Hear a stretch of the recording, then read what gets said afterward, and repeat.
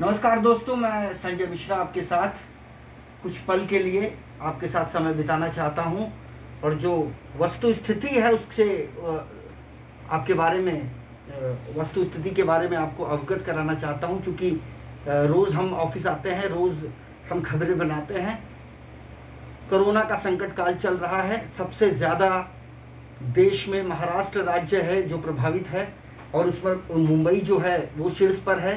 धारावी की बात करें, लगातार संख्या बढ़ रही है। टीवी चैनलों पर आप देखते होंगे, मुझे बताने की इतनी आवश्यकता मैं महसूस नहीं करता हूं। माने हम में से बहुत लोग, चाहे कोई पत्रकार हैं, चाहे कोई डॉक्टर हैं, कोई वकील हैं, सेल्समैन हैं, मार्केटिंग एग्जीक्यूटिव हैं, अलग अलग क्षेत्र हैं, आर्थिक राजधानी है, कॉरपोरेट का बड़ा ताना बाना है और अपने कामों को बड़ी शालीनता से लोग अंजाम दे रहे थे। लेकिन कोरोना संकट काल ने सभी को एक जगह रुका दिया है, स्टैचू की भांति। हम लोगों में से जितने भी लोग हैं, उनके पास अगर जमा पूंजी की बात करें तो मेरा मकसद ये नहीं है कि आपके पास कितने पैसे हैं, लेकिन वक्त और हालात जो इस समय जो दौर चल रहा है, इसका जो सामना लोग कर रहे हैं, कैसे लोग अपने रोजमर्रा के जीवन आवश्यक चीजों की पूर्ति कर पा रहे हैं और कैसे अपने घर का उदर निर्वाह कर पा रहे हैं, ये बहुत बड़ा सवाल है और विडंबना है कि इसका जवाब नहीं। लोग मरते जा रहे हैं। साहूनगर पुलिस स्टेशन के 32 साल के एक असिस्टेंट पुलिस इंस्पेक्टर की मौत हो गई। सोशल मीडिया पर चेहरा आपने देखा होगा। फिर भी एक तबका ऐसा है कि जिसे कुछ परवाह ही नहीं कि सोशल डिस्टेंसिंग क्या होता है, सामाजिक दूरी क्या होती है, फिजिकल डिस्टेंसिंग क्या होता है, कैसे एक दूसरे से 2 गज की दूरी बनाए रखना जरूरी है। ये सभी चीजों को लोग नजरअंदाज कर रहे हैं। ऐसे लोगों से मेरी हाथ जोड़कर विनती है, आप मास्क का उपयोग करें और अपने निजी जीवन में इस मास्क को एक रेगुलर प्रक्रिया में इसका इस्तेमाल करें। अब सवाल वही कि कमाए क्या और खाए क्या। अगर आपके पास कितना ही पैसा है, आमदनी अगर आपका 0 सन्नाटा है, तो बड़ा मुश्किल है जीवन के इस समय को काट पाना। क्योंकि दुकानदार जो हैं वो भी सामान जो बेच रहे हैं एमआरपी से अधिक कीमत ले रहे हैं। हम लड़ ले रहे हैं, लेकिन लड़ने वाले ऐसे समाज में बहुत कम लोग हैं। क्योंकि भाई थोड़ा ही समय मिलता है और उसमें लोगों को अपने घर के सामान खरीदने होते हैं। जैसे तैसे करके आदमी दिन अब तक गुजार चुका है, 55 दिन 60 दिन के आसपास। फिर 31 मई तक बढ़ा दिया गया है लॉकडाउन महाराष्ट्र में। Orange zone, red zone, green zone और उसके बाद 2 चीजों का और इन्होंने उसमें इजाफा कर दिया है। और वो चीजें एक कंटोनमेंट जो इलाके हैं और इसके अलावा एक बफर करके इन्होंने एक प्रणाली बनाई है कि ऐसे ऐसे क्षेत्रों में, ऐसे ऐसे भागों में ऐसी ऐसी दुकानें शुरू होंगी, सम और विषम के रूप में, ऑड इवन के रूप में। जैसे पर्टिकुलर कुछ दुकानें आज खुली हैं तो ये दुकानें कल नहीं खुलेंगी, कल दूसरे तरह की दुकानें खुलेंगी, परसों तीसरे तरह की दुकानें खुलेंगी। इस तरीके से एक धीरे धीरे इसको पटरी पर लाने की अर्थव्यवस्था को कोशिश की शुरुआत की जा रही है और होना भी चाहिए, क्योंकि देश का सवाल है। और यहाँ पर 130 नहीं, अब 137 करोड़ से अधिक लोग बसते हैं इस हिंदुस्तान में और राज्यों में पहुंच चुका है ये कोरोना। शहर से लोग इसलिए निकले क्योंकि यहाँ पर एक अल्टरनेट था उनके लिए, एक विकल्प, एक पर्यायी तौर पर ठिकाना था। अब वो स्थायी ठिकाने की तरफ पहुंचे हैं, यानी शहर से गांव की तरह। रास्ते में कुछ लोगों के मौत की खबरें सामने आ रही हैं, चाहे एक्सीडेंट से, चाहे चलते चलते भूखे प्यासे और बीमार पड़ गए और दम तोड़ दिए। एक खबर तो ऐसी भी आई कि ट्रक में जब पता चला कि एक व्यक्ति की तबीयत कुछ ज्यादा खराब हो गई तो उसे उस ट्रक से उतार दिया गया, उसकी मौत हो गई। कई घंटे तक शव उसका वहां पड़ा रहा। ये स्थिति इस समय की है। प्रशासन भी कर क्या करेगा। पुलिस की भी एक संख्या सीमित है और ऐसे में इस स्थिति को काट पाना बहुत बड़ी चुनौती है, बहुत बड़ी चुनौती है। और इसके रखवाला सिर्फ ऊपर वाला, इसके अलावा कोई नहीं। आत्मनिर्भर भरो का स्लोगन नारा आपने सुन लिया होगा। इसका मैं भी अपने तरीके से इसका विश्लेषण एक लाइन में कर दूं कि आप आत्मनिर्भर भरिए, अपनी सुरक्षा स्वयं करिए, अपना काम स्वयं कीजिए। और अब इसको हल्के में लेना नहीं और इग्नोर करना नहीं, मेरी बात ध्यान से सुनना। बहुत प्यार से, बहुत समझा के उन लोगों को बताया जाता है कि आप लोग घर से मत निकलिए, लेकिन अब लोग क्या करते हैं, पुलिस आई तो अंदर चले गए, पुलिस जब चली गई बाहर निकले। युवा ऐसे हैं कि मोटर बाइक लेकर ट्रिपल सीट निकल लेते हैं।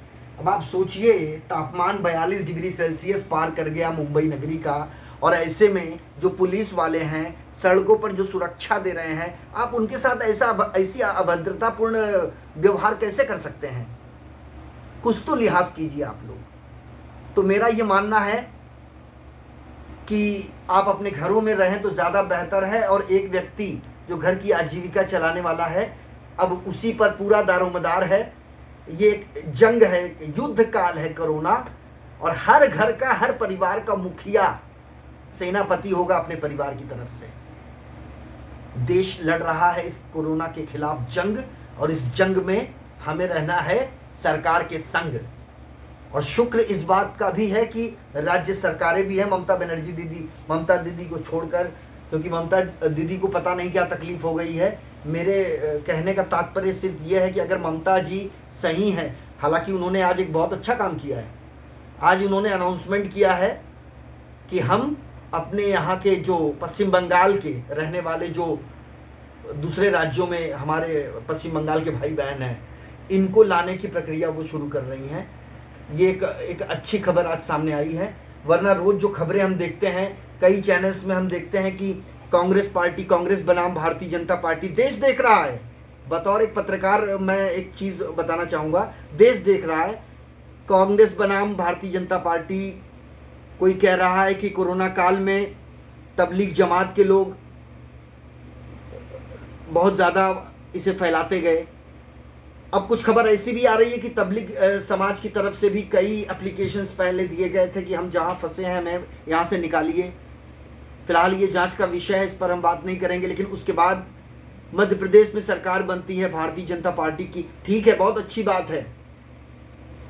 वीर भोग्य वसुंधरा, नरेंद्र मोदी साहब के लिए सिर्फ इतना ही हम कहेंगे, वो आरोपित नहीं है अभी तक, दूसरा कार्यकाल चल रहा है।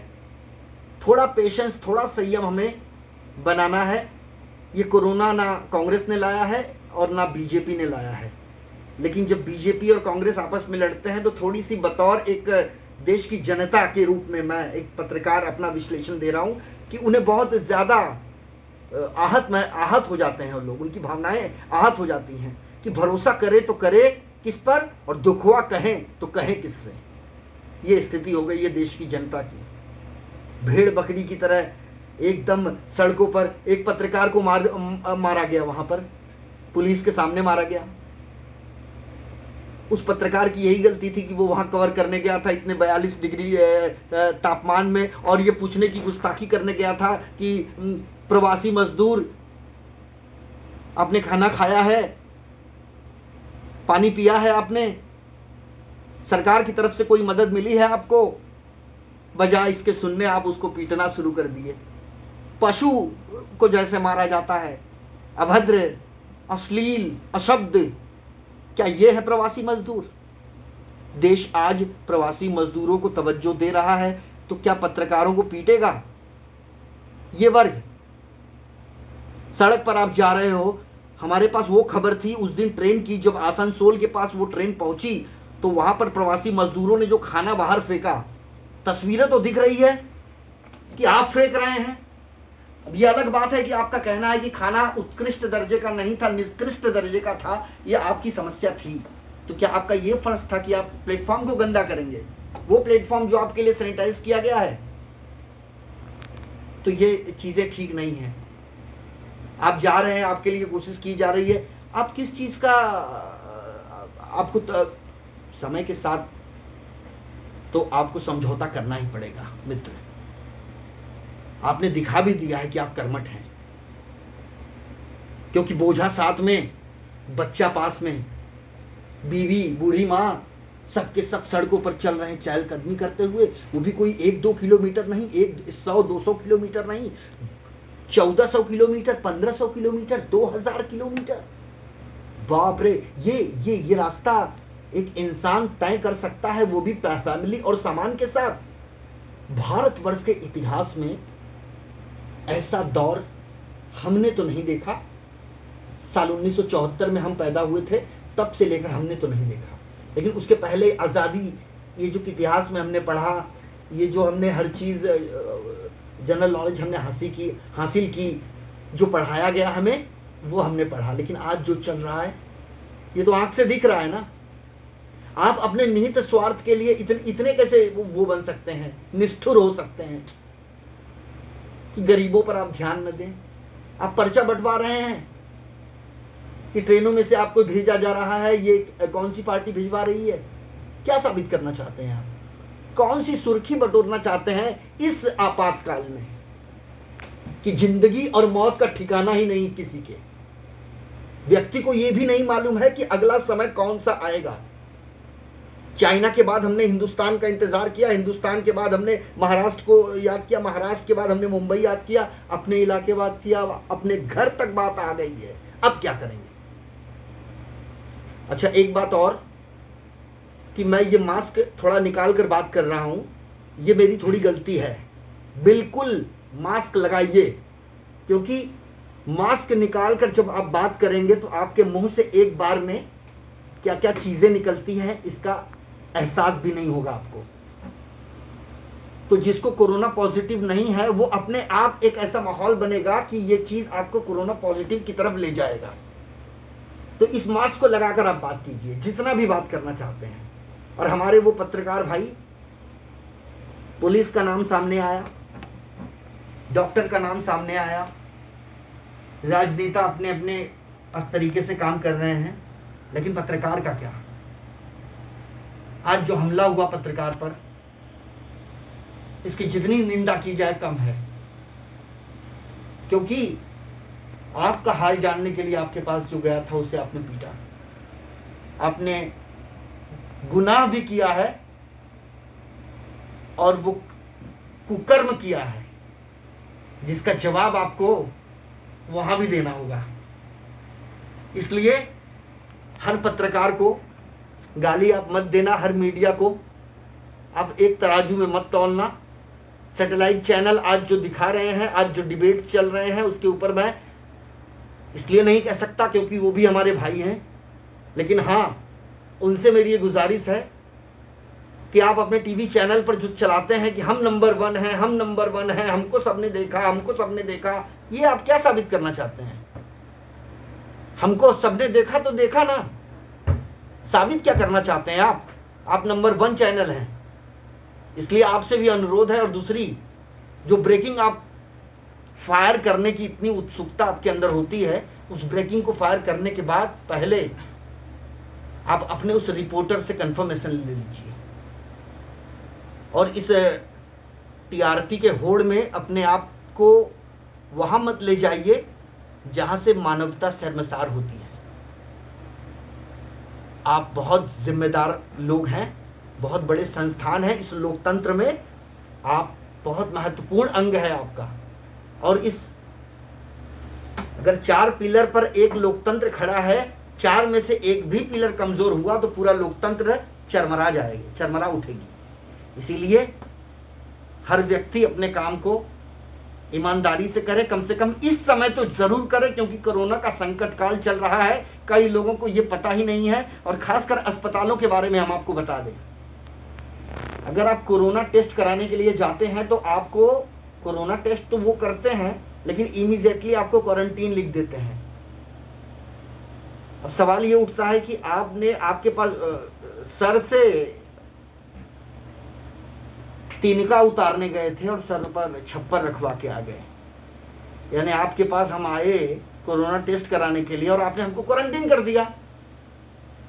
अरे भाई, आप ठीक है, स्टैंप मत मारिए, क्योंकि स्टैंप मारने के बाद हम बाहर नहीं निकलने के लिए बाध्य हो जाएंगे। तो पहले आप ये पता लगवाने की कोशिश कीजिए, जांच करवाइए, सबका पता करवाइए, और लोग पैनिक ना हो उसके लिए बार बार हम हैं आपके साथ। इन 24 न्यूज शुरू करने के पहले ही जो खाका तैयार हुआ था, जो ब्लूप्रिंट्स तैयार हुए थे इन 24 न्यूज शुरू करने के पहले, उसमें हमारा मकसद यही था कि हर जगह नेगेटिविटी, नेता चोर, पुलिस करप्ट, डॉक्टर डकैत, ये जो नकारात्मक चीजें जो समाज में फैल रही हैं ना, इसको हम सकारात्मक तरीके से भी दिखाना चाहते हैं, क्योंकि सकारात्मक भी वहां पर पक्ष होता है जिसको हम दिखाना नहीं चाहते। जानते तो हम दिखाना नहीं चाहते। इसीलिए आज के लिए इतना ही, लेकिन 31 मई तक दोस्तों आपको बहुत सुरक्षित रहना है, सरकारी दिशा निर्देशों का पालन करना है, पुलिस का सम्मान करना है, और एक दूसरे से जितना हो सके अंतर बना के रखना है। चाहे आपका कोई